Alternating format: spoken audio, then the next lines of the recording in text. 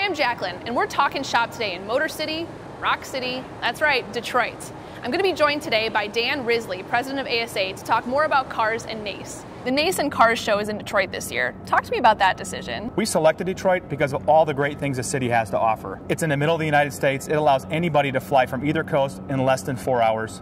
There's about 6,000 collision repair shops and auto service repair shops within about a 2.5-hour radius of the city of Detroit, allowing a lot of people to participate and drive in.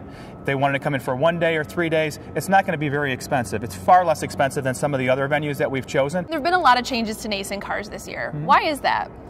We had to, quite frankly, Jacqueline. There was a lot of things that we didn't like about the show, some things that we didn't like about the direction, and it was time for change. We have moved our show away from that fall-winter time frame, which has always been the time frame for our show. It's in the summer. It's late July, early August. Some of the decisions that we had made in the past pulled industry apart. We want to bring industry together. Is safety a concern here in Detroit? I'm from a big city. You're from a big city. Yeah. We've had our show in Las Vegas. We've had it in New Orleans.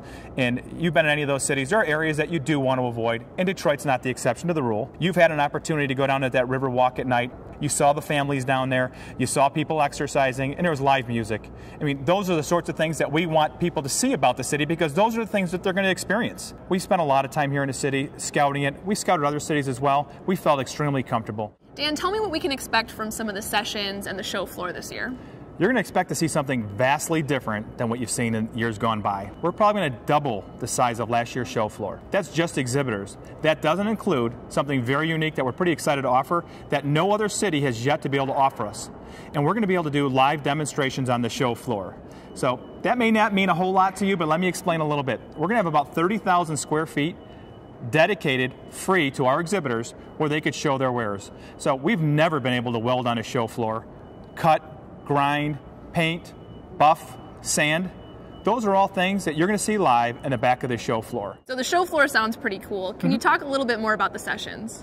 Well, we've got some interesting change with the sessions as well. So as you're hearing change, change, change, it's a theme. It kind of continues throughout everything that we're doing with the show.